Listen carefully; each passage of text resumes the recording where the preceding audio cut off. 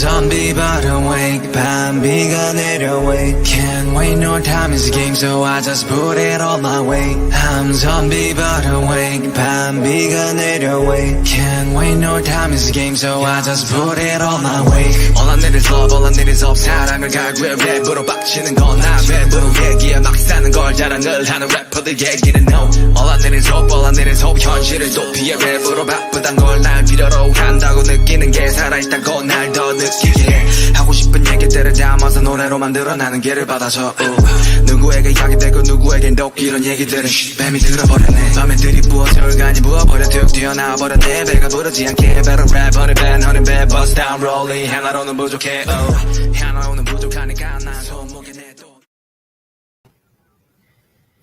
Peace, peace, peace, family. Shalom, shalom. This is Elder Uriah coming to you live from the channel, man. As you can see, we're in the building this evening, man. Thank you for joining. Actually, morning, I should say. Thank you guys for tuning in. Shout out to Soul Division Debate League, man, for awesome debate. Figured we'd get started after they went in. I'm a little bit late coming in, but I had to do some things with the fam. So here we are. And as I stated, I'm still am going to be addressing this whole topic and issue of divestment, divesting from Black people, from Black men, Black women, divesting from Black men. We're going to be breaking down again that whole argument, which is really not an argument, but it's a response apparently to the years and centuries, I guess they want to say, of Black men not protecting Black women and the sexist divide that actually shows. And it's really, again, it's not a sexist argument that's being made here. This is not a gender war. I do agree with that. This is not a gender response. This whole divestment, this whole hashtag abort topic that we've been hearing floating around in muddy waters in some of these fishbowl YouTube channels, right? And I call them fishbowl YouTube channels because these are not discussions that will make it into the mainstream. They're just that weak. They serve no purpose other than to destroy. They're not constructive of any kind of way. And it actually gives no information on how to move forward other than destruction. Anything that calls for a movement to end life or to cessate life in any type of way, if that's your answer to any ills that you have, that first tells us, number one, that you're not intelligent enough to have an academic or a scholastic conversation or even an emotional conversation or a conversation that deals with your emotional quotient. We know there are two different ways to quantify intelligence, and that's with your intelligent IQ, your IQ, your intelligent quotient, right? And then also with your emotional quotient. And to have an argument that your only conclusion is to kill, steal, and destroy, that's what clearly the scripture teaches us is what our enemy comes to do. It tells us that our enemy does what? Goes about to and fro in the earth, seeking whom he may devour. And that he comes to do three things: steal, kill, and destroy. And if you listen to these arguments, especially when it comes to divesting, when it comes to separating black men from black women, when it comes to destroying black families, when it comes to tearing down black men and black women, that this argument simply is here to do what? What it's designed to do. And what our adversary or our Hashatan has clearly designed it to do. And that's to kill, steal, and destroy. There's no other ending to this conversation about divestment or divesting. There's no other ending to this conversation about how we move forward and bringing people together, how we're going to do that if we're divesting, if we're not connecting, if we're not communicating, if all we're doing is exchanging hate, vitriol for vitriol, dislike for dislike, parity for parity. There's nothing that says constructiveness. There's nothing in that says building. And for anyone, whether you're an Israelite, a Christian, an atheist, a monk, a Buddhist, a Tao, whatever you subscribe to, all those tenets seek to build, not to tear down and destroy.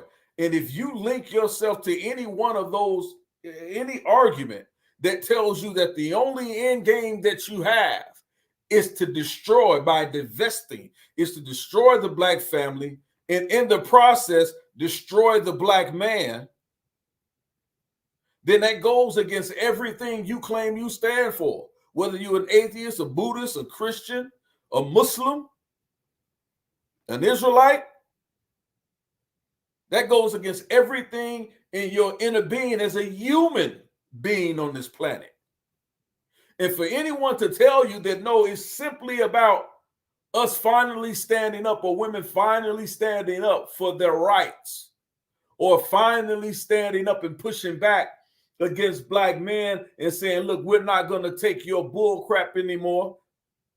And we're not saying that black men have a lot to be desired. Black men, we do need to stop beating on our women. Black men, we do need to stop cheating and lying. Black men, we need to stop doing a lot of things. We need to get up. The Bible says a man that doesn't work shouldn't eat. That doesn't change. That doesn't change. And that's not what we're advocating here, that should change. But what we're saying here, there has to be a balance in the conversation. And if your only end game, if your only solution is to kill, steal, and destroy, then you're working against not only the black man and the black family, but you're working against yourself. And more importantly, you're working by yourself.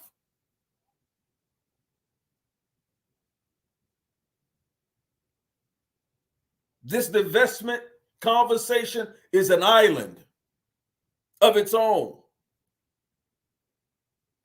And the only reason why most of us even found out about it, even got a whiff of it, is because we've had some escapees, some stowaways. Some that somehow made it to the main shore, to the mainland. And they bought voodoo with them, this hocus pocus with them.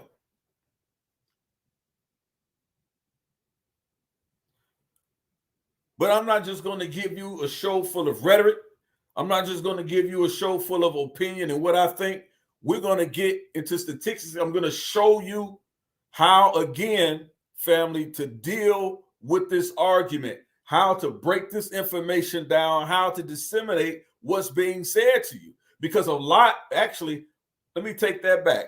All of what's being said to you is simply manipulation. It's simply a deterrent to deflect you from really what they want. And that's your dollar. That's your dollar. I made a challenge on Sister Nandy's show earlier. Shout out to Sister Nandy. But I made a challenge to these people, to Cynthia G, Taz Exclusive, and everyone else who wants to have this divestment argument. I made a challenge to you. If it's not about the dollar, demonetize your channel for 30 days. Demonetize your channel for 30 days. Don't take any cash apps. Don't take anything from YouTube. Demonetize your channels. Just do it for 30 days. If this argument is really true to you, and this is what you feel like the people really need, demonetize your channels.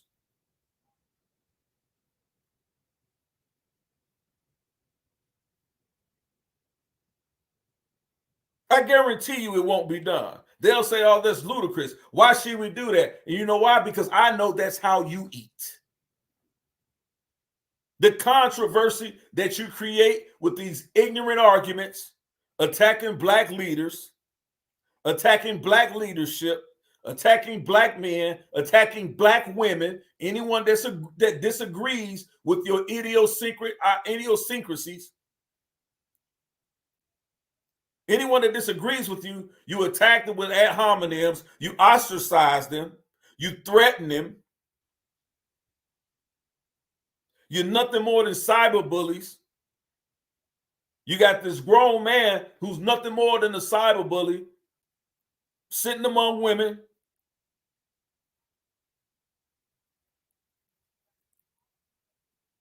threatening them, cursing them out, simply because he's allowed to do that. He's a cyber bully.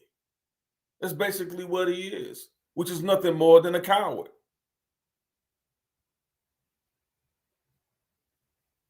And the moment you ask them to show and prove any statement that they make, oh, I don't have to do that. I created this. This is my knowledge. This is my understanding.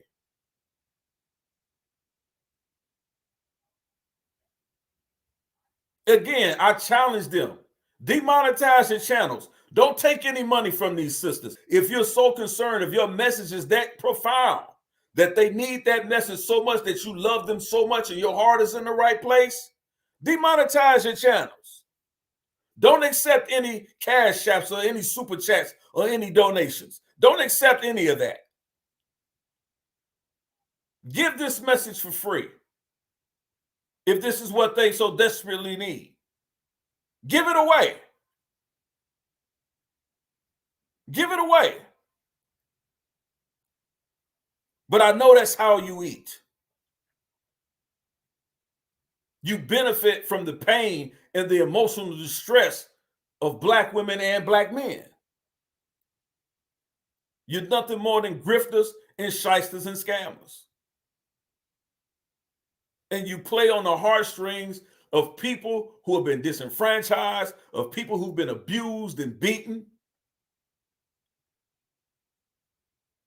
And all you do is give them defensive arguments to make. No solutions other than to kill, steal, and destroy. Hashtag abort. Divest. Destroy the black family. The black man is not needed.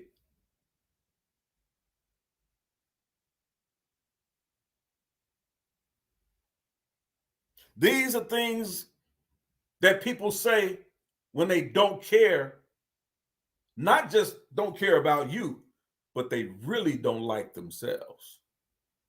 So they find people's pain to capitalize off of. The problem is that a lot of times is that when these statements are being made, these tactic fallacies are being made,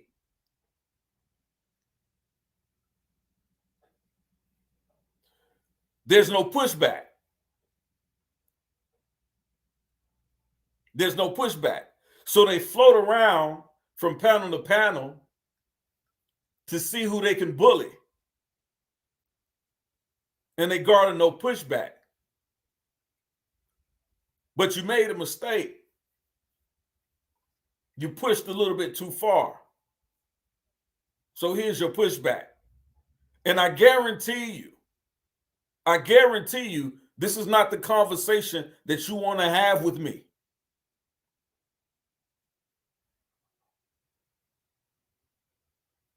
I went on this platform last night and he said, well, let's debate it. What do you want to debate? You want to debate why black men are worthless? What is that to debate?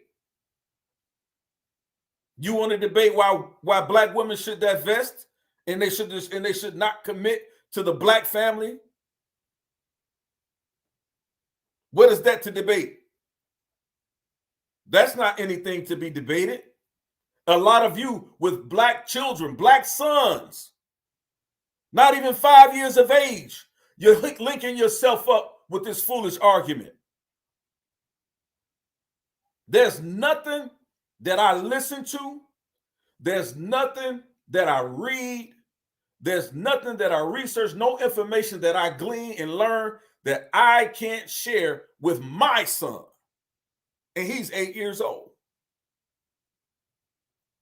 You tell me how you take a hashtag abort argument that you link yourselves to, you linking your arms with these people in that rhetoric, and you look your son in the face and you tell him, yeah, this is the argument they make, but yeah, those are my friends.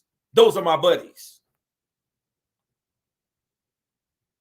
Even though they hate you and they're telling people that you're worthless, son. They're telling you you have no future.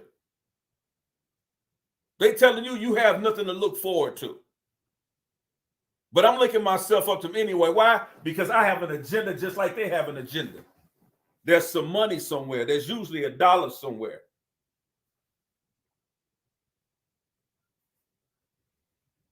And this is what's happening.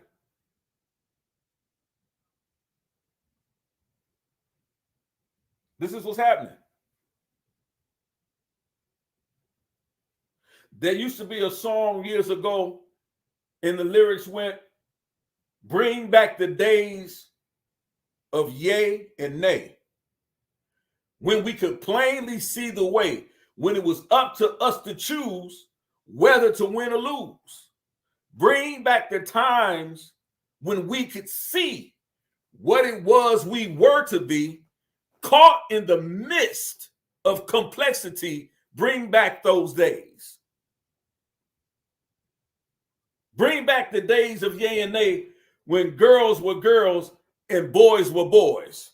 When girls grew up to be women and boys grew up to be men. Bring back those days.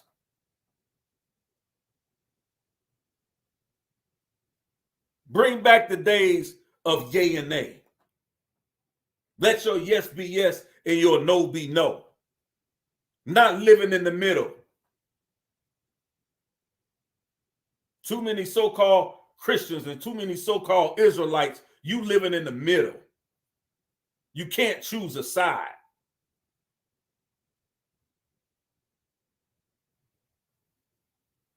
And you can't choose the side of righteousness because you got dollar signs, visions of sugar plums dancing in your head.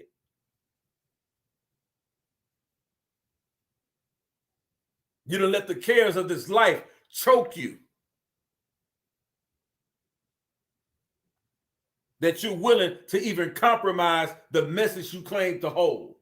Some of you need to change your names. Go back to your government names.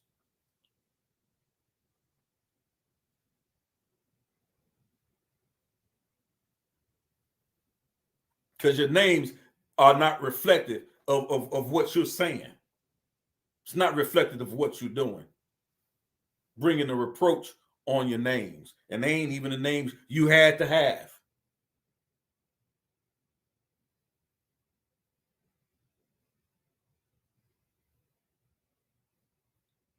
But I promise you, you're going to answer for it one of these days. It's not going to serve you well. But I want to talk about something. The title we see is this is Divestment Is Dead, and it's dead. It's only a conversation that's had in the dirt in a dirty fish bowl. You ever seen somebody with a fish tank, a little round little fish tank, and got a little goldfish in there, and you can barely see it because they ain't cleaned the fish tank in so long that it's muddy and dirty and full of little fish feces floating around in the water. You can barely see what's in there. That's all this divestment argument is. It's not going to go outside of that little fish bowl. The waters are too muddy. They're too dirty.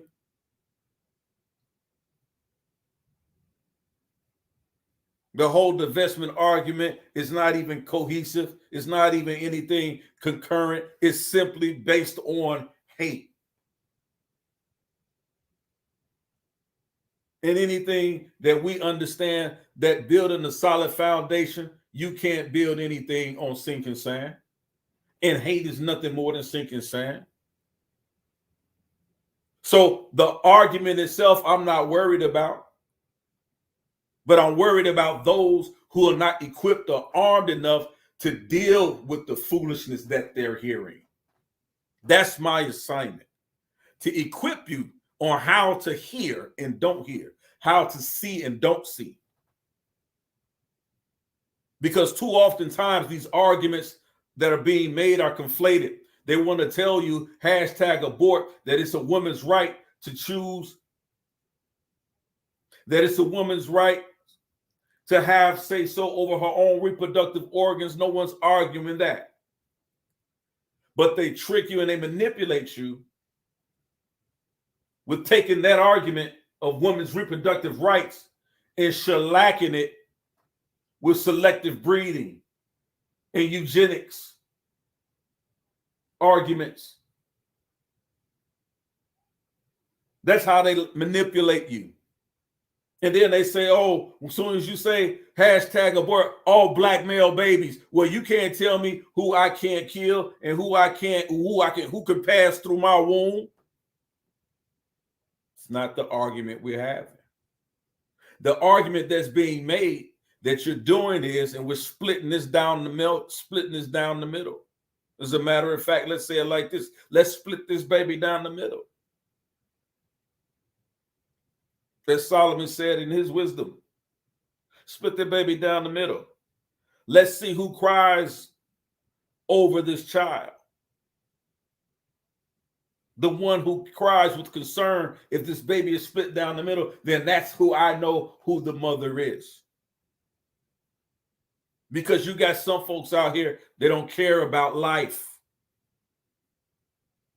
They don't care about human life. You know why? Because they don't care about their own. And I understand you have pain, you have hurt. I understand things have been done to you, both black men and black women, that it's hard to get over. I'm going to say it again. You need to go talk to somebody. It's okay. Mental health is real. It's something we have to deal with in the black community. But it's still a stigma for some of us to go and get some help when you need it. You need to go talk to somebody, because I guarantee you, if you talk to somebody and somebody qualified, not just anybody, half of y'all girlfriends and half of y'all homies ain't qualified to give you psychiatric evaluations. They're not qualified. Go get some professional help.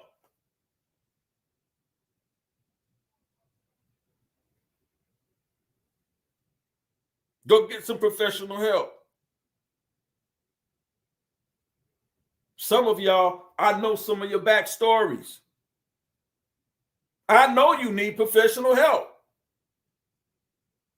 And I know you haven't gotten it because you wouldn't be walking around here talking about hashtag abort. You haven't gotten the help you needed.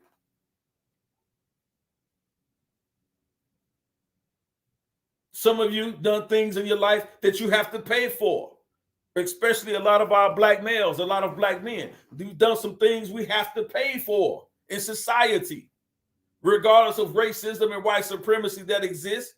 There's some things that you've done criminally you have to pay for. They've designed the system for those felonies to follow you, to mark you as undesirable, unemployable. So you have to find ways in order to survive. But I guarantee you, you can't do it at the expense of leading others to destruction. And by putting others down while you think you're on your way up, you're going nowhere.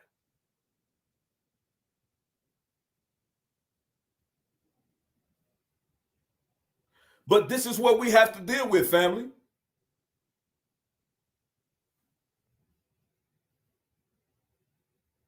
This is what we have to deal with. And so let's get into it. Peace to you, Kofi. Shout out to you, New Eric King, teed up. Peace to you, family. Peace to you, Margot Slade. Appreciate you for being in the building, family. And there are others that I know that are listening. Thank you for your support. I appreciate you.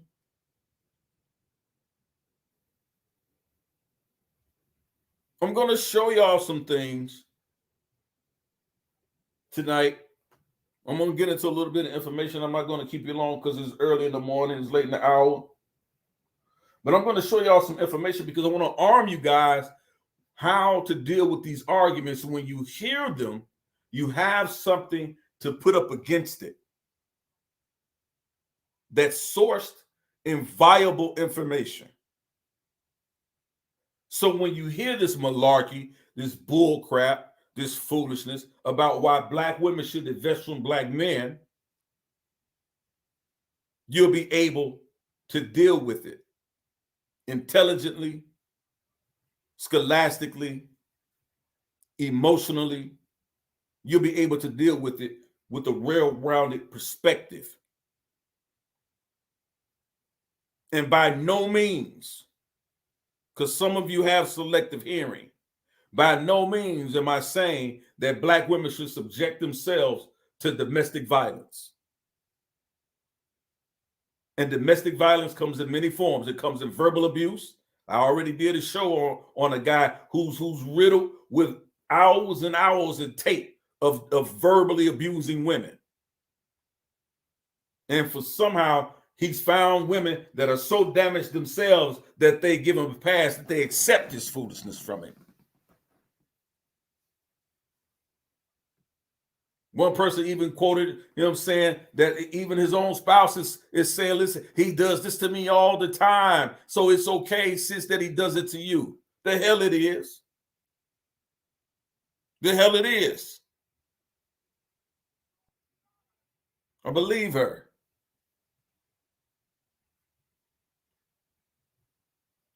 But there's domestic abuse. You have physical abuse.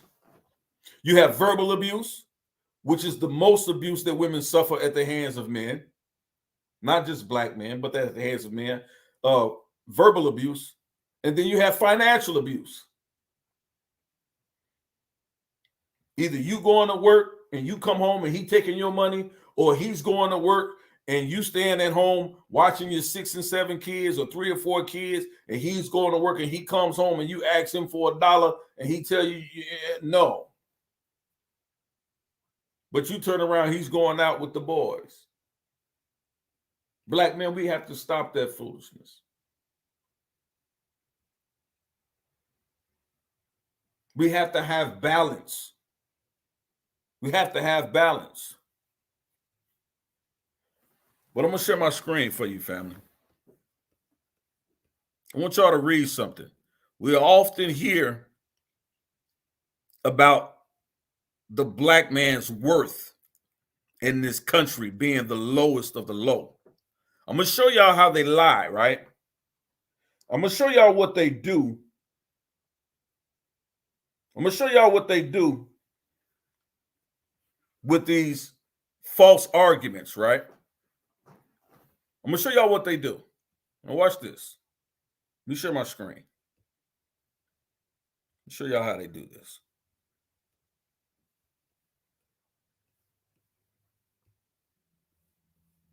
Show y'all how they do this. I want y'all to read this. I'm going to read this article. This is an NPR article. Look at what this article says, Sammy. I want to teach y'all something here. I want to teach you something. This article is from NPR, National Public Radio. It talks about the fight against racial injustice. And watch this. I want y'all to listen to something. The title of this is The Cost of Racism. The U.S. economy lost $16 trillion because of discrimination, bank says. We'll read that again. The cost of racism. U.S. economy lost $16 trillion, family, because of racial discrimination. Do y'all understand what I'm saying? I'm going to get down further in this article and bring this out, right? And I'm going to show you how when they talk about how black men are the lowest of the low, we make less money than all other races of men in this country, how we're the poorest of all men in this country, this and that, that and that, that and that. I'm going to show you guys why they aren't intelligent at all to even have these conversations, because their arguments are so conflated that they only do surface level research and then give their opinion as to how they feel in order to appeal to your emotion, sisters, so that you can say, yeah, you're right. Black men ain't this. Black men are worthless. Therefore, we should divest. That's a defensive argument, not a constructive argument, because they give you no solutions other than to hashtag abort, to kill, steal, and destroy. That's the sign of the adversary. That's the DNA of the adversary, to kill, steal, and destroy. Now let's get into this article. The cost of racism. U.S. economy lost $16 trillion because of racial discrimination, a bank says. Watch this. I want to arm you brothers with something. The next time they tell you black men are worthless, right? This is an NPR article for September. Let me give you the date on this again. September 23rd, 2020, just a year ago, a little over a year ago, right? This is National Public Radio. The cost of racism by the U.S. economy. The U.S. economy lost $16 trillion because of racial discrimination, bank says. Now watch this. This is their own, one bank's own independent study. Watch this. Watch this. It says Citigroup, that's the bank. Citigroup. We're not talking about some small bank, here or, in rural America. We're talking about one of the largest financial institutions in the world, right? Citibank estimates the U.S. economy lost $16 trillion over the past, 20 years. Now, why is that significant, right? Past 20 years as a result of discrimination against African Americans. Why is that important? Because we're only talking about 2 decades ago. We're only talking about since the 90s. Do y'all understand what we're saying here? We're only talking about since the 90s. Not the 70s, not the 60s, not the 1800s, not the 1700s, not the 1500s. We're talking about the 1990s, just 2 decades ago, 20 years. Some of you have children that are barely 20 years old, or not even 20 years old. Some of you that are following this hashtag abort divestment argument barely cracking 20 years of age. Some of you, this is half your age. If you're in your 40s, 35 and 40, some of this is going back to when you was only 15. They're talking about just 20 years ago, people, that Citigroup, one of the world's largest financial institutions, estimates with their own independent study that the U.S. economy lost $16 trillion because of racial discrimination against African Americans. Watch this.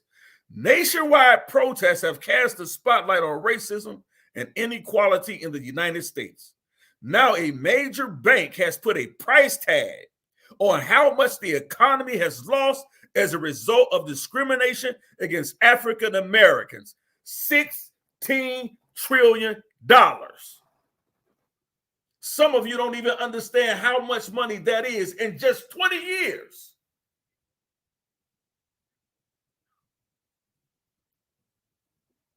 But we're going to get into this argument.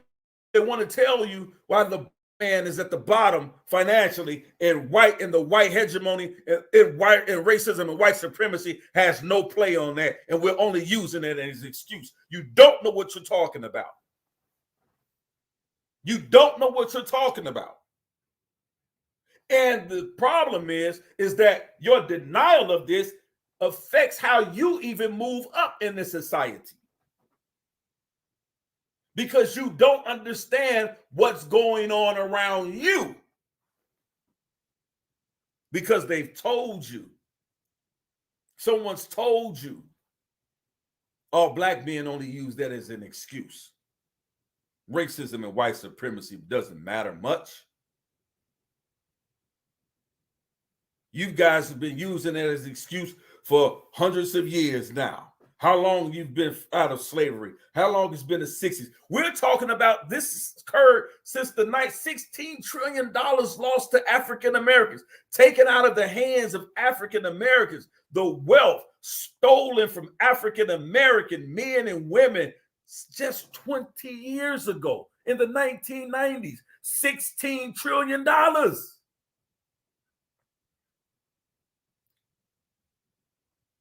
I'm going to show you the significance of that.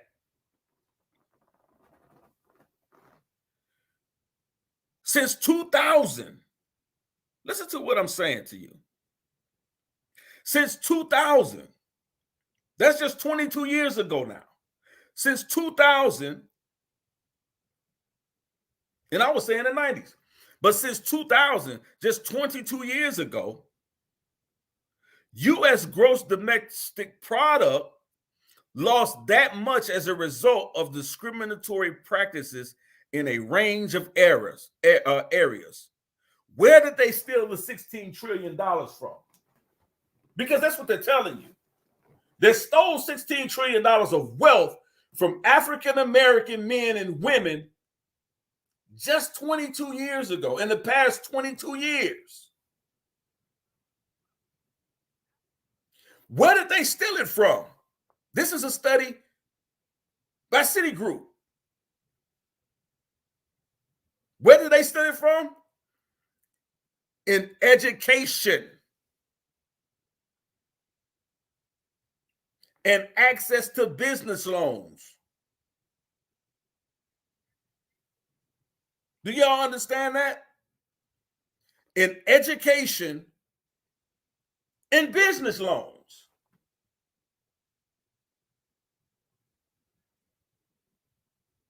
So in other words, overcharging you, the educational system in this country, overcharging women, giving you, especially women, they all like to give this, and I'm not taking anything away from the sisters who've completed their disciplines and have graduated with these degrees and advanced degrees, I applaud you. But a lot of these women are graduating with degrees that there's no jobs related in these fields.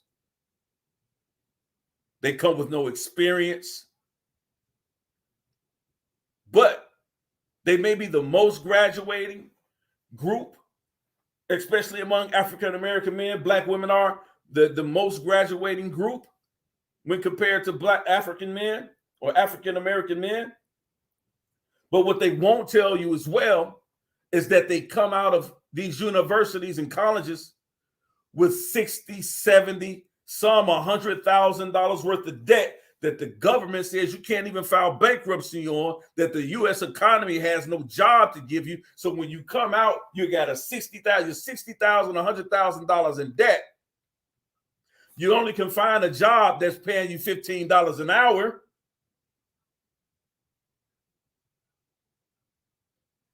And you have to pay the student loan back. You can't file bankruptcy on it. They changed the law, so you're stuck with the debt.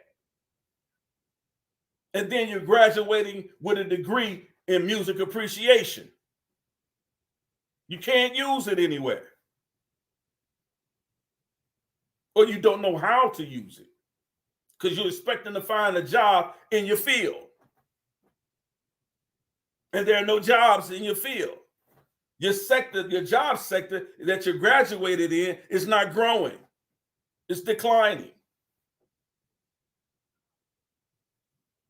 Because most STEM jobs that are out there is what's growing the sector: science, technology, engineering, and math. Most women, listen to me, people, most women that graduate college and university do not graduate with STEM degrees.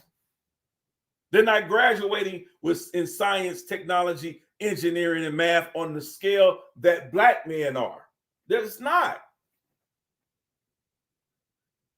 They're not graduating in those fields. They're graduating in things like nursing, healthcare, right? They're becoming estheticians, morticians. They're graduating from things in the service, and they're going into the service industry.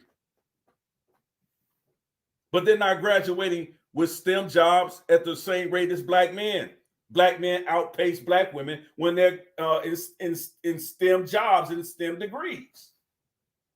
Science, technology, engineering, and math. That's just a fact. That's according to the U.S. Department of Labor and Statistics. 2014, 15, 16, 17, 18, 20.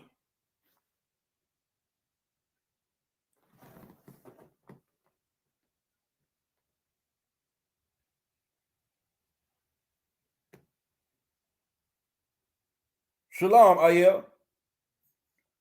Yisrael, fella, shalom to you.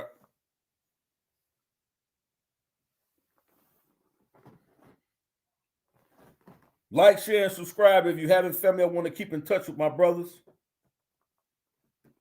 and my sisters. Like, share, and subscribe to the channel, please.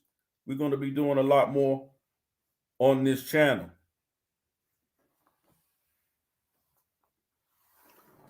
And so this is what's happening here. We have to understand what's going on here. This is the overplay for the underplay. Now watch this. According to a new study by Citigroup, it's not an insignificant number by comparison, but the U.S. gross domestic product just last year, okay, totaled $19.5 trillion. So in other words, they've stolen over 20 years, just 2 decades, because of racism, white supremacy. They've stolen $16 trillion from African-American men and women in 20 years. You compare that amount of money to what the U.S. economy profited on, right? Our profit for the year 2020, or when was this written? Yeah, for the year 2020, right? Or 2019, right? Was just 19.5 trillion, right? So if the US does that in a year, if we took all the money made by the US government, gross domestic product, and business and corporations, if we took all of the money made last year, all of that money that the US made, and gave it to black folks, that's how much money they stole from us over 20 years. Do y'all get that? Do y'all get that?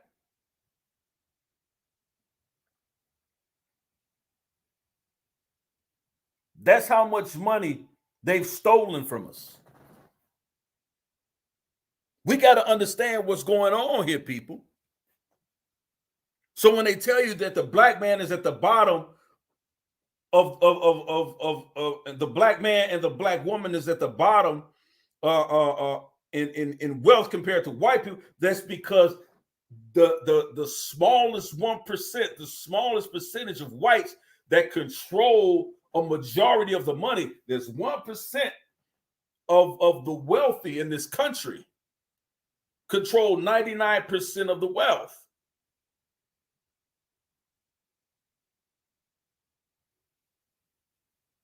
And with that becomes their policies. And their policies are based in racism and white supremacy.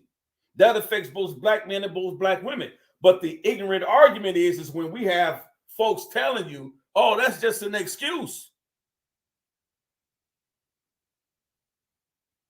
You can't tell me every black man desire is to sit on the couch all day and play Atari. Yeah, I said Atari. I said it on purpose. My son got PS5, Xbox, Nintendo Switch. Yeah, so I know there's other things out there, but I said Atari on purpose. It's just me. So every black man ain't sitting there. Do you understand?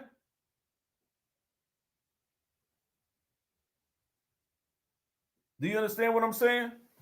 And let me say this, people. I heard somebody say the other day, Yara took down his stream. I guess for what was on the on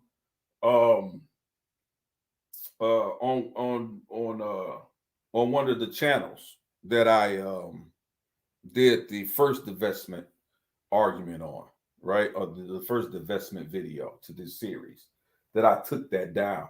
I didn't remove that. It was removed by someone else. I didn't take it down. They removed it because of pressure that they felt that they needed to remove it. And I get it. If that's how you eat, that's how you eat. I'm not going to argue with you. That's how you eat. So they felt pressure to take it down and then also dismiss my access to their channel. They have the right to do that. But they're afraid of this argument. Number one, is costing them money. Because every day I'm getting men and women that are reaching out to us over here on the Black Patriots channel, reaching out to me and saying, hey, listen, I appreciate the information. I'm divesting from the divestors. I'm divesting from the divestment argument because it's ludicrous. That's what they're afraid of. I'm not telling you that, hey, look, folks, you shouldn't, if YouTube is how you eat, no problem. I'm telling you, find something else to feed the people. Find something constructive to feed the people.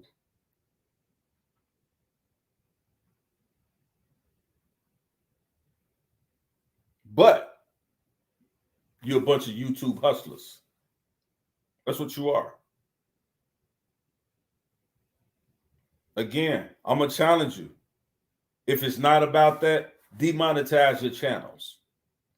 Just do it for 30 days. Don't take any super chats or cash apps. Do it for 30 days. And still bring this message of divestment to the people. You're not going to do it because I know that's how you eat. You post too many videos to be going to somebody's job or going to your own job.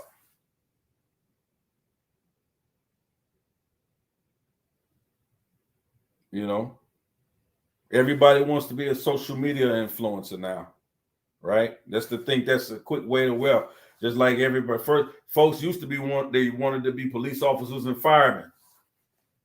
Now they want to be rappers and they want to be rappers and YouTube influencers. 40-year-old rappers, 40-year-old YouTube influencers who want to tell you your black leaders ain't worth a dime. They ain't worth the spit to shine your shoes with.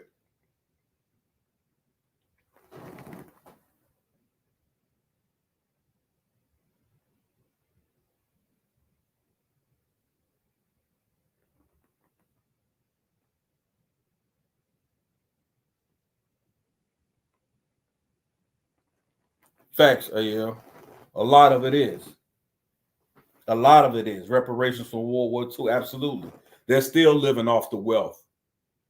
A lot of these quote unquote whites who are in power,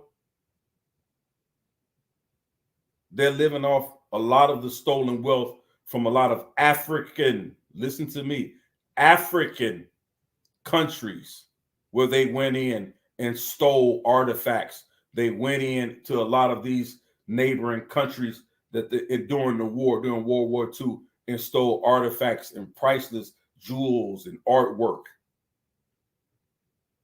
And then and if you read the news, they're still returning stuff today by the droves. There's so much stuff still locked away in vaults that they're only being found now because these folks are dying off. And then when they go into these estates, they find stuff hidden in the attics of these people. Paintings worth millions, documents worth millions, jewels worth millions, artifacts thousands and thousands of years old, hidden away in attics and crawl spaces of these World War II vets. A lot of them were Germans. And some of them were Italians under Mussolini's watch. They were going to these places and into these African countries and steal artifacts and valuables and things and scrolls and parchments. A lot of stuff stolen from Egypt that they still haven't recovered. That's a lot of the wealth that they're living off of.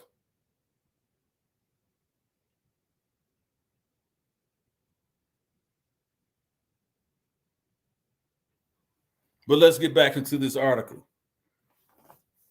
We're talking about the stolen wealth taken from black men and black women just 22 years ago, just over 2 decades ago. And not acting to reverse discriminatory practices will continue to exact the cost. Citigroup estimates the economy, listen to this, will see a $5 trillion boost over the next 5 years if the U.S. were to tackle key areas of discrimination against African Americans. In other words, the United States in 5 years will be out of debt if they simply stop the racism and white supremacy and discriminatory practices against African American black men and black women in this country. And y'all want to tell us that we're using that as an excuse? They're telling you themselves. Citigroup, one of the largest financial institutions in the world, are telling you that this is what's going on today. Not in the 60s, not in the 50s. They're telling you they're doing this today. This country would be out of debt. Simply if blacks were allowed to play on the same even playing field as our white counterparts when it comes to education and business.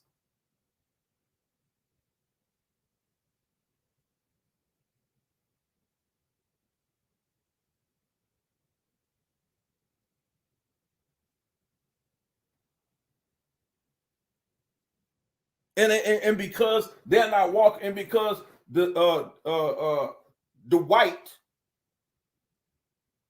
DWIGHTMANN, the white man, is not knocking on your door and saying stick them up, you don't think you're being stolen from because you're a moron.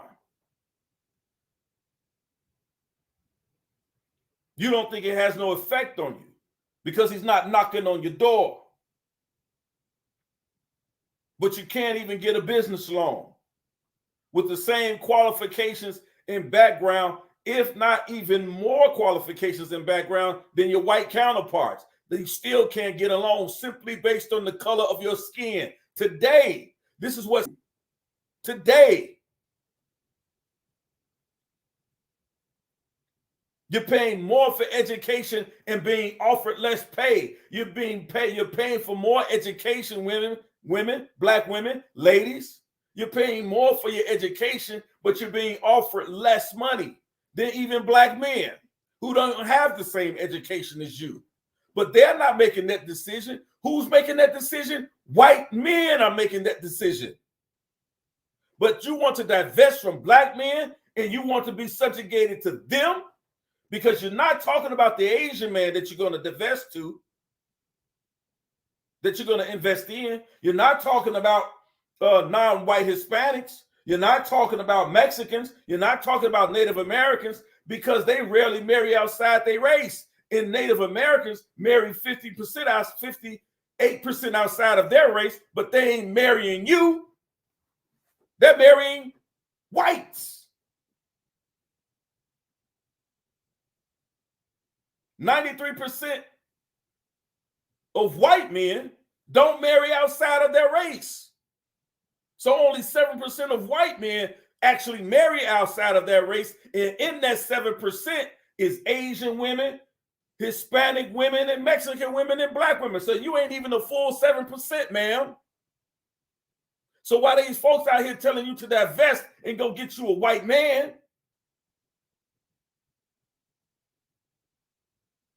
They're placing you in even a deeper minority for your chances to find the man of your dreams. You want to know who are marrying black women today? Black men.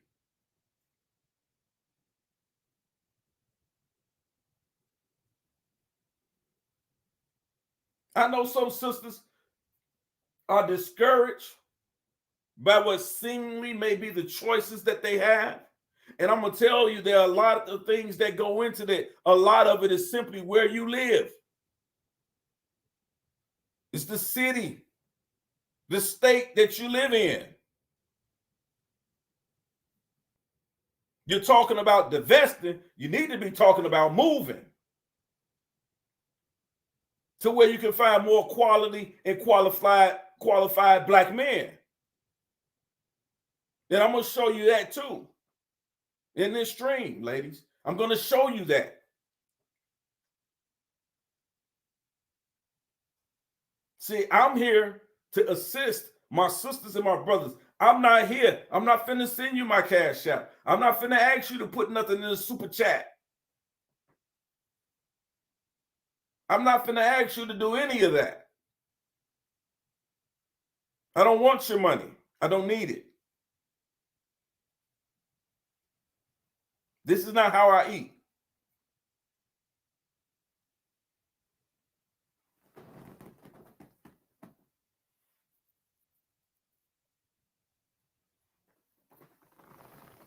Let me show y'all something. Let's continue with this article. This is what Citigroup says in their study.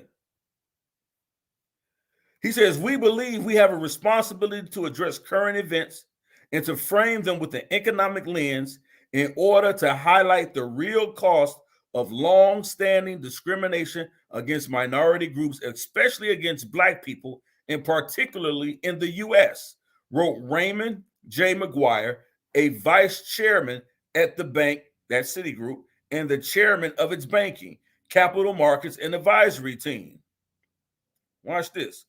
Walmart itself has also faced, Wall Street itself has also faced accusations for years of discriminatory practices against African Americans. You're talking about divesting, but you have nothing to invest in. Anybody tells you that if you get any financial advice, and if anyone tells you to divest from something that you've invested in for years, if they're telling you to divest in something and they don't have anything viable for you to invest in, but just to simply divest, and they don't give you anything viable to divest in, that's bad advice, because you're no longer gaining, and eventually you're going to lose it all. You're going to lose everything.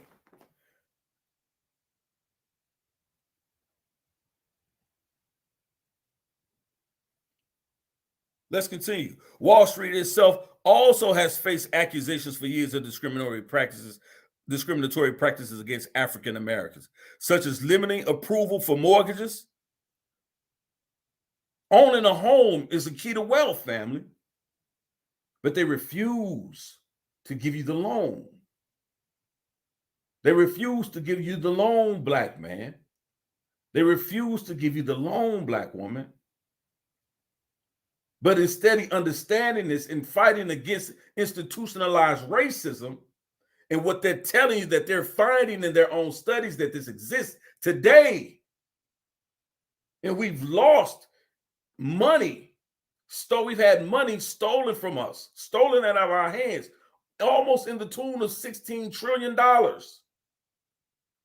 over the last 2 decades. That's just in 20 years, just back to the 2000s.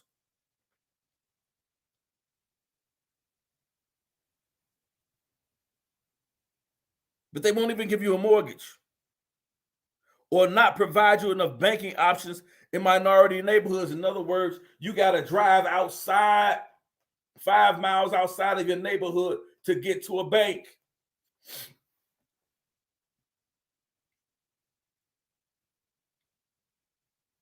They don't, in other words, they don't redlining. They're not even offering loans based on your zip code.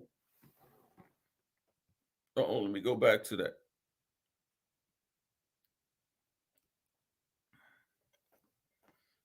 Based on your zip code.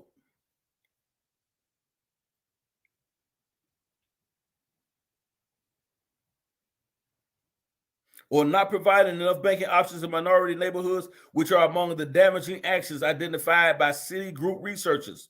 Specifically, watch this, people. Specifically, the study came up with $16 trillion in lost gross domestic product by noting 4 key racial gaps between African Americans and whites. $13 trillion was lost in potential business revenue because of discriminatory lending to African American entrepreneurs, with an estimated 6.1 million jobs not generated as a result of it. So the reason that that's important is not just the fact that we lost $13 trillion in potential business revenue because of discriminatory practices and discriminatory lending to African American entrepreneurs, but that 6.1 trillion jobs, who you think Black folks usually hire when they're entrepreneurs? They hire other Blacks. So you potentially have 6 million jobs that were not generated and would have been given possibly to African American men and women because of discriminatory practices of lending against African Americans. Y'all not understanding this information. And I'm not here to argue about gender wars. I'm here to tell you, when we talk about why black men are in the financial position that we're in, it's not because we're all lazy and we're all shiftless and we're worthless and we have no value, as some of these divestment arguments tried to place out there. It's simply because we're experiencing this fight against racism and white supremacy that exists today. This has been going on only for 2 decades. I'm not even talking about the 1980s, in the 60s, in the 90s. This is just over 20 years ago, family, going back to 2000. It's only 2022 now. They're saying that $16 trillion was stolen from black folks over 20 years, since the year 2000. What happens if that $16 trillion goes into the hands of black business owners, of black men and black women? What do you think we look like then? This is not an excuse. Wake up. This is reality. This is not an excuse. And don't be fooled because of your plight of poverty and your struggle, black woman, to think that because there's no black man in your home, that that's the reason why you're struggling. You're dealing with racism and white supremacy just as much black men are dealing with racism and white supremacy today. And because of their discriminatory lending practices to African-American businesses, there's a potential 6 million jobs that black folks don't get, because we don't have our entrepreneurs aren't getting the money to start their businesses and fuel their businesses and their payrolls to hire blacks, because black folks hire black folks. Folks start a business, they hire their son. They start a business, they hire their niece. They start a business, they hire their uncle. They start a business, they hire their college friends. That's what we do. You start a business, you bring your girlfriend in. You start a business, you bring your homie in. But you can't get the business loan to do it. So you can't hire them. So that Citigroup, one of the largest financial institutions in the world, saying, look, you lost almost 6 million jobs that could have potentially went to black folks, black men and black women. Y'all got to learn these arguments. So when y'all hear this foolishness about divesting from black men, understand the argument and how to attack it and address it. That's my whole purpose here. And why I'm telling you, people only do surface level study. This is why their whole conversation and understanding is moot. It's not even a demographic, this whole divestment situation and argument. It's only survives in that dirty fishbowl, that echo chamber. They're not intelligent enough to read you the conversation, to read you the information. And if they are, then they're simply lying to you and they're manipulating you for the cash apps. I'm going to put the challenge out there again. If the message of divestment is so important to you, demonetize your channels for 30 days. Don't take no more super chats and no more cash apps. Just do it for 30 days. If this message is so important to you, if you believe in it so much, divest from their money. Divest from taking the money from these women. I challenge you to do that. I challenge you to do that. But I won't hold my breath. Let's go to the next. $2.7 trillion in income loss because of disparities in wages suffered by African Americans. So in other words, they're telling you over the past 20 years, they've because of racism and white supremacy, they've stolen $2.7 trillion from us, just in how much they pay Joe Bob versus they pay Pookie over here. $2.7 trillion in disparity for doing the same job with the same qualifications.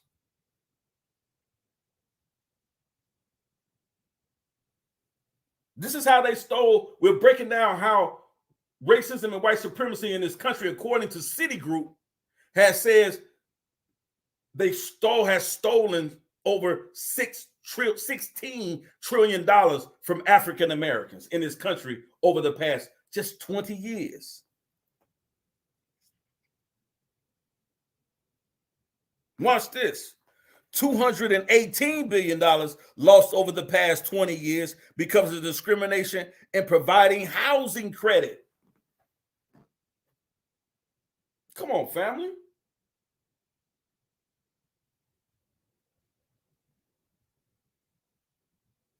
Come on. Now they won't give you the money to approve for you to purchase a home. Now you get the home, and then in your neighborhood, because of redlining and the zip code that you live in that says it's predominantly black, you don't even get the tax breaks that other white folks get, or some white folks get that don't live in impoverished neighborhoods where homes are purchased. Y'all got to see and don't see. This is what I keep telling people. You don't understand the argument. You don't understand the argument. You don't have the information. And they're not going to tell you this because it doesn't help their cash outflow. These people are not going to tell you this because they can't. It doesn't help the views. The views don't help to keep the channel monetized. When you divest from this type of silly argument, divest from retardation. That's what y'all should be teaching. From these arguments to divest from black men. Let's continue.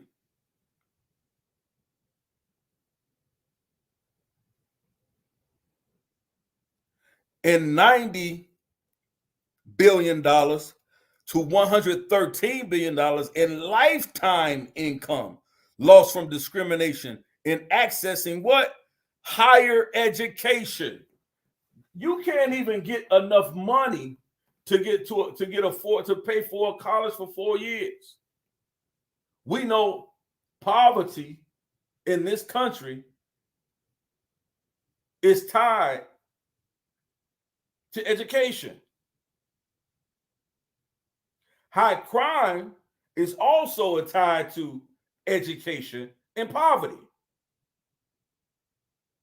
So where you have high rates of poverty, you have higher crime. Where you have low rates of education, you have higher poverty, which produces higher poverty, produces higher crime. That begins with racism and white supremacy in the tune of almost $113 billion over a lifetime of income lost because you don't have the right or the same access to educational opportunities that white folks got. But they want to tell you, don't blame the white man. And they want to tell you, oh, you're just using that as an excuse. No, it's a reality, people.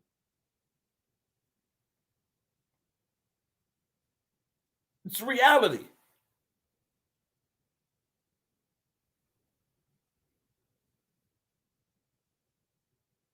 As a result, Citigroup urges a slew of actions to reverse discriminatory practices, improves gross domestic product over the next 5 years, including addressing the wage gap suffered by African Americans and promoting diversity at top with banks and companies. Citigroup's recommendations are new. Various studies have shown similar findings, and experts have called for similar action for years. Though so far, progress has been made, or that has been slow.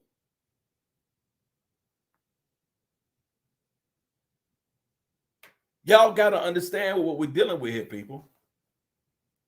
Stop listening to these people give you emotional arguments about why the black man is not worth anything, and about why nobody respects the black man, and he's the lowest of the low around the planet because he doesn't have this or doesn't have this.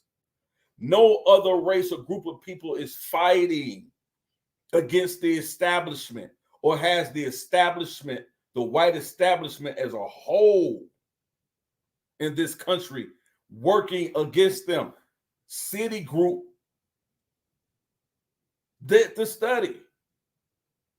Says you stole $16 trillion from these people. What do you expect them to do over the last 20 years?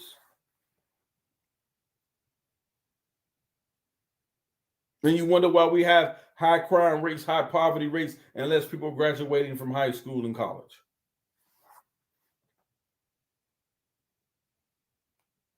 This is systematic, institutionalized racism we're dealing with here, people.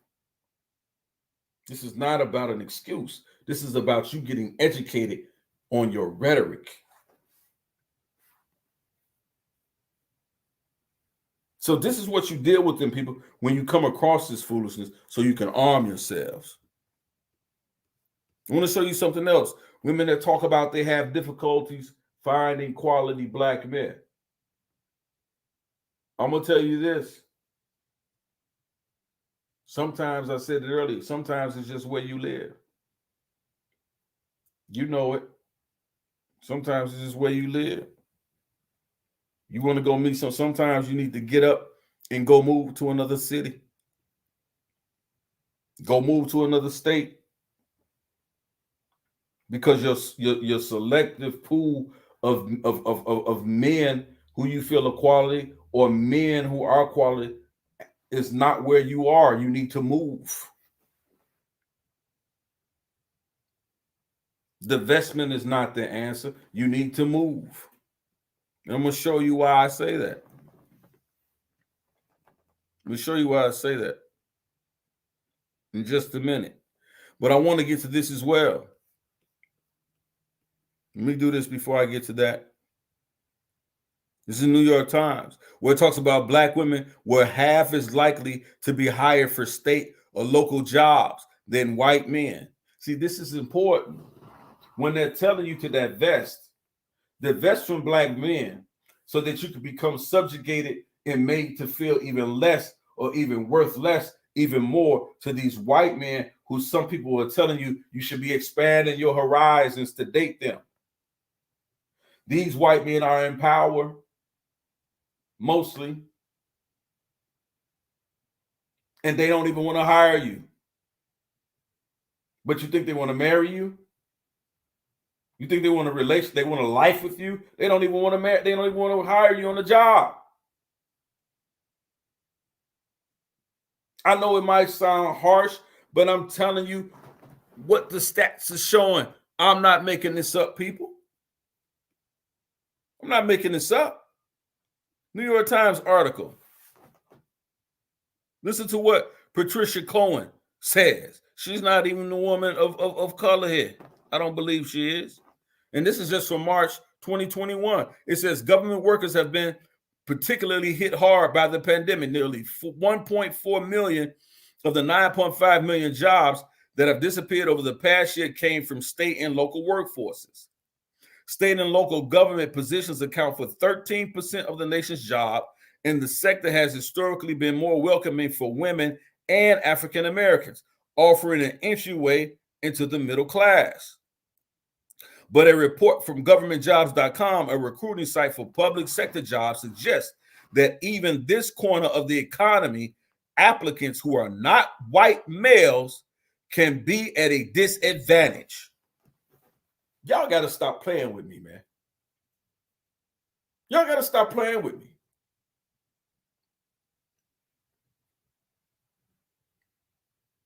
This is why they don't want me to have this conversation about this whole divestment argument. Because it's malarkey, it's bullcrap.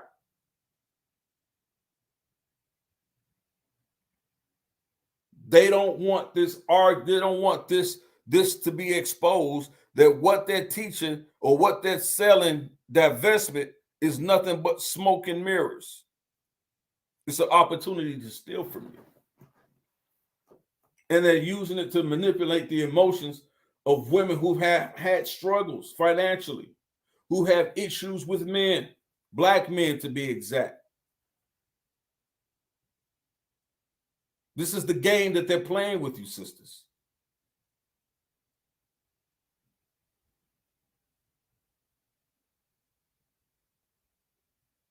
Please like, share, and subscribe to the channel.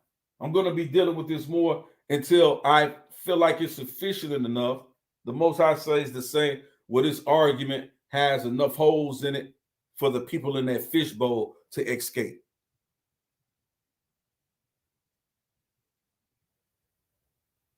Right?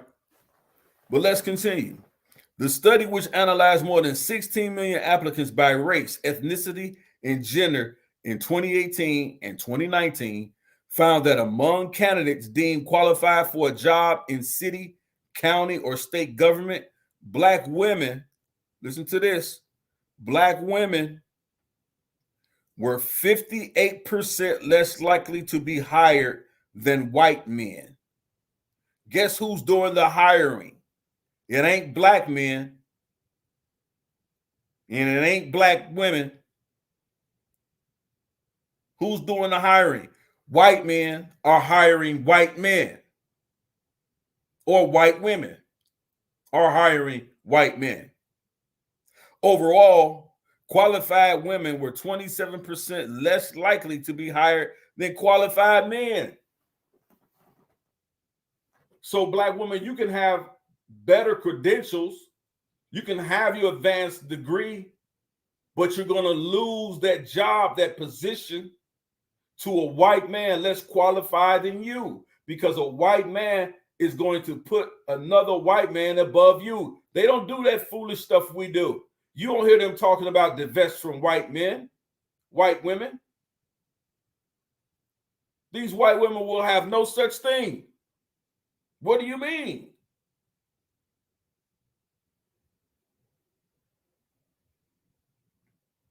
But Black men and Black women, how are we so easily beguiled?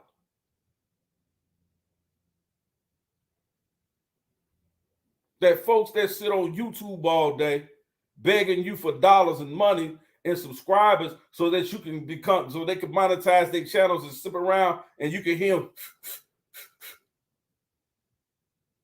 smoking hitting the yucca and smoking weed all day during the whole time. Come on now. Come on, man. Like, we got to do better, family. We got to do better, man. Black women, white men ain't hiring you. But you think he love you? You think he'll treat you better than a Black man? He ain't even hiring you. He don't even think you, he doesn't care if you're more qualified.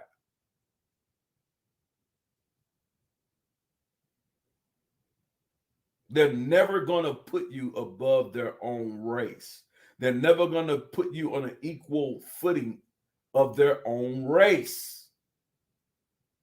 They're not going to do it.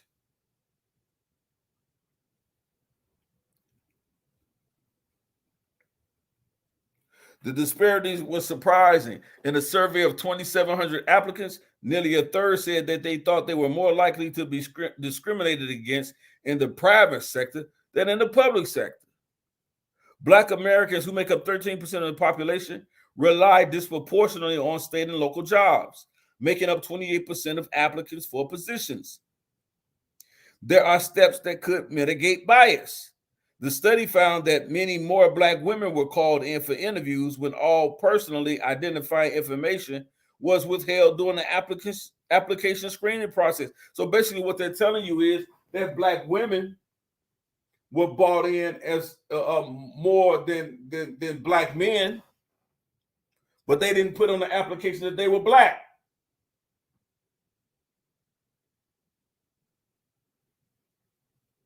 They refused to identify themselves. That's how they got the call.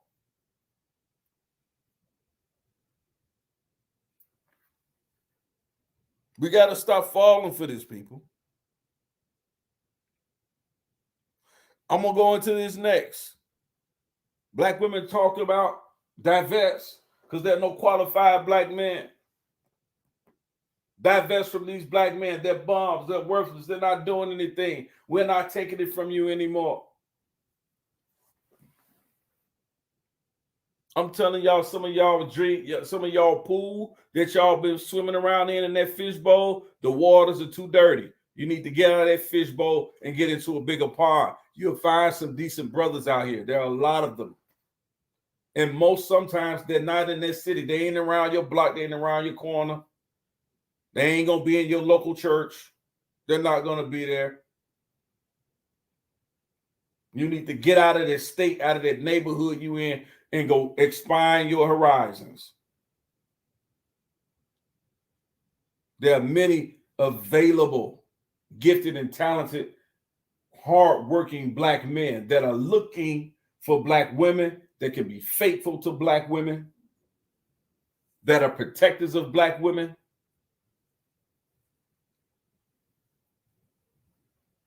and that are marrying black women.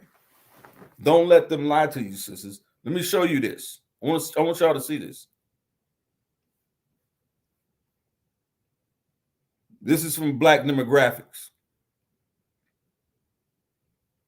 I want y'all to see this.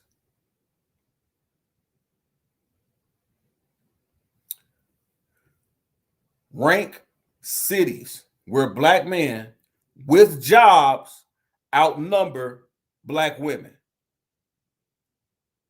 Okay? Check this out. This is Black Demographics. Rank cities where black men with jobs outnumber black women. Watch this.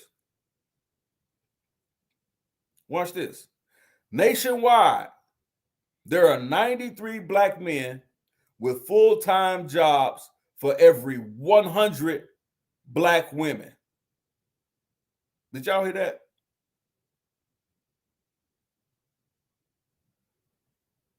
With full-time jobs, but the number can vary greatly depending on location. So in other words,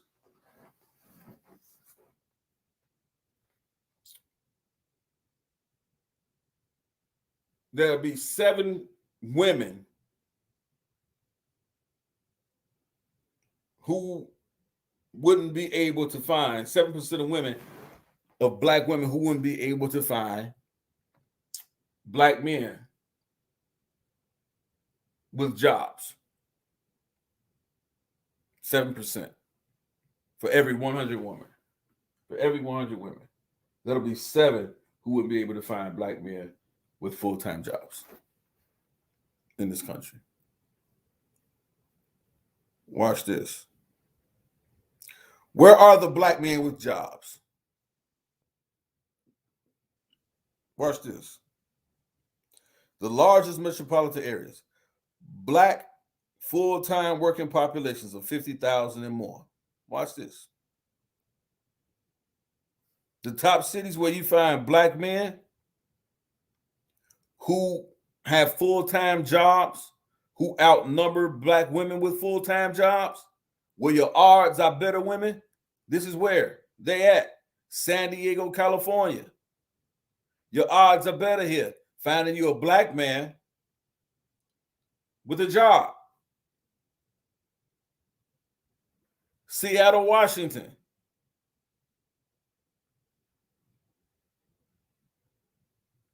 Denver, Colorado. Phoenix, Arizona. Some of those are nice climates, lady. Minneapolis, St. Paul, Minnesota. These 5 states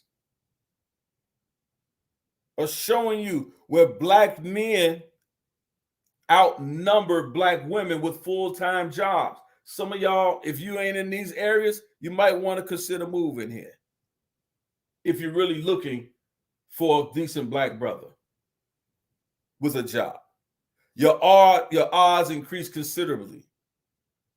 67% more black men have full-time jobs than black women in San Diego, California. 39% more in Seattle. 34% more in Denver. 21% more in Phoenix. 20% more in Minneapolis, St. Paul, Minnesota.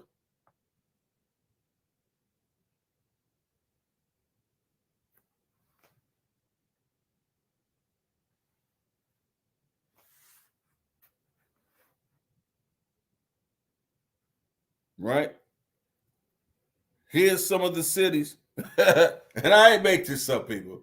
I ain't make this up. Here's some of the cities where you may have a difficult time finding a brother with a good job or a full-time job, ladies, if you live in one of these 5 cities. Milwaukee, Wisconsin, Birmingham, Alabama, Little Rock, Arkansas, Cleveland, Ohio,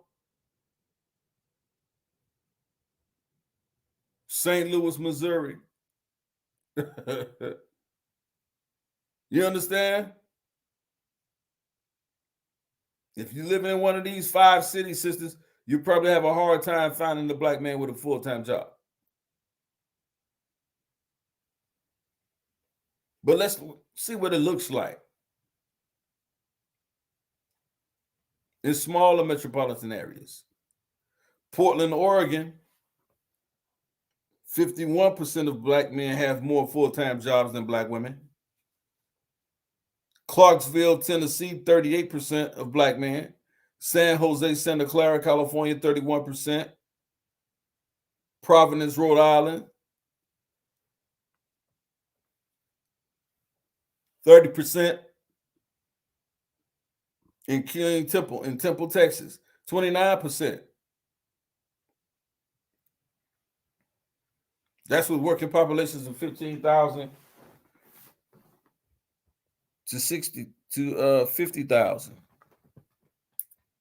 Florence, South Carolina, Tallahassee, Florida, Mobile, Alabama, Greenville, North Carolina, Monroe, Louisiana. Women, if you live in the proximity or any one of these cities, you're probably not going to find a black man with a full-time job. You're going to be outnumbered by ladies.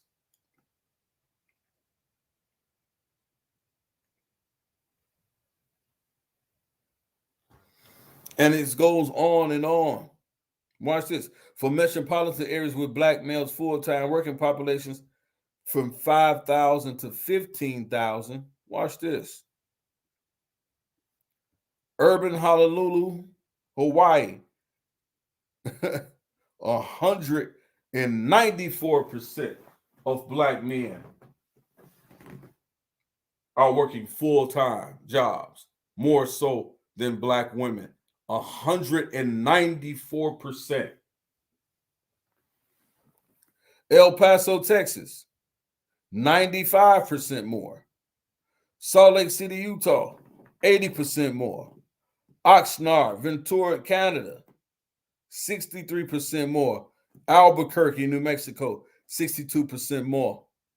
Where most likely you won't find a working man, sister, if you live anywhere in Athens, Georgia, it's going to be difficult. Sumter, South Carolina, is going to be difficult. Wilmington, North Carolina, is going to be difficult. Peoria, Illinois, and I've been there, Lord knows, it's going to be difficult. It's a college town, pretty much. College and farm town. Saginaw, Michigan. I'm not too far from here now. Saginaw, Michigan, 67%.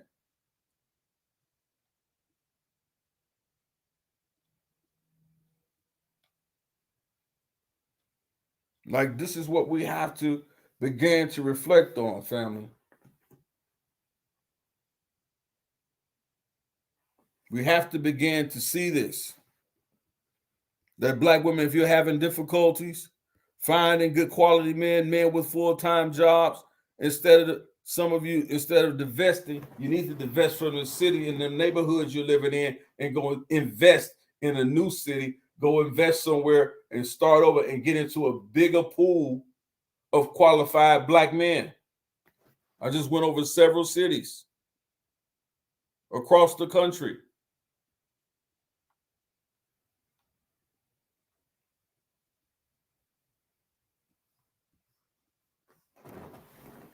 We got to get it together, people. We got to get it together.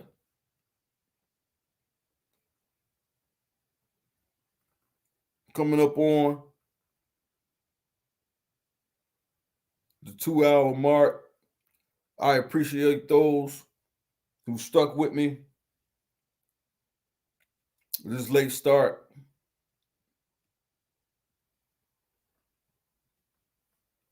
In dealing with this whole issue.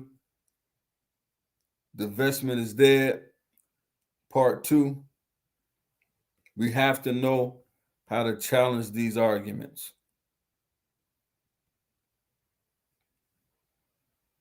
We have to know how to deal with them. My grandfather used to say, the wheel that squeaks the loudest is the one that gets the oil. In other words, it really doesn't even really matter how big you claim you are, how many subscribers you got, or whatever. The wheel that squeaks the loudest is the one that gets the oil.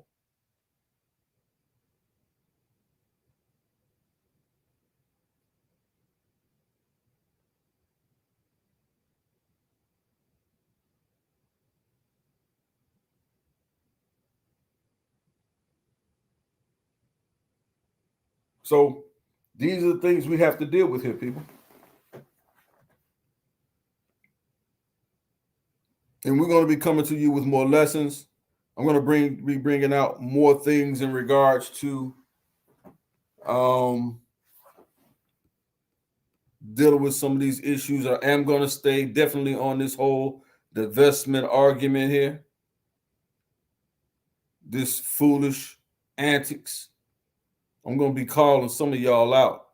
You better slow down because you really don't want to go to war with me. I'm relentless.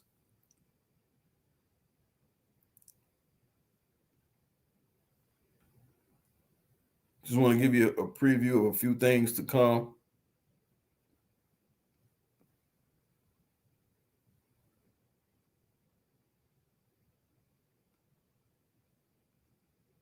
Let's see how we can do this here.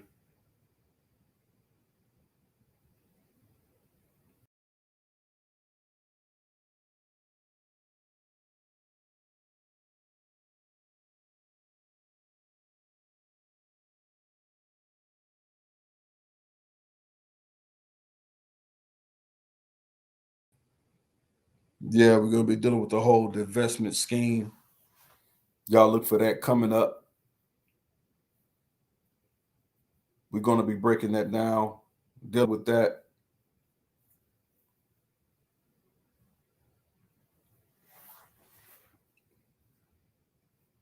We're going to be bringing on some open panels, some guests, talk about some of these issues and how we can move the conversation forward. And this is how we're going to do this. But again, peace and blessings to you, family. I appreciate y'all for stopping and tuning in. Like, share, and subscribe. Share the video, please. Let's get this information out here. Let's just kill this argument. Let's put it to rest. Let's put it to rest. Let's give them something else to look forward to, our sisters. Let's give them something else to challenge, right? And especially how we're going to be dealing with men. What I want to do is start getting people on here and dealing with how to find a mate, how to vet a mate, black man and black woman, how to deal with that whole situation. So we're going to be looking at a number of things. So again, peace and blessings to you, family. This is Elder Uriah signing out. And love to you, family. I will see you again, Lord's will. Peace.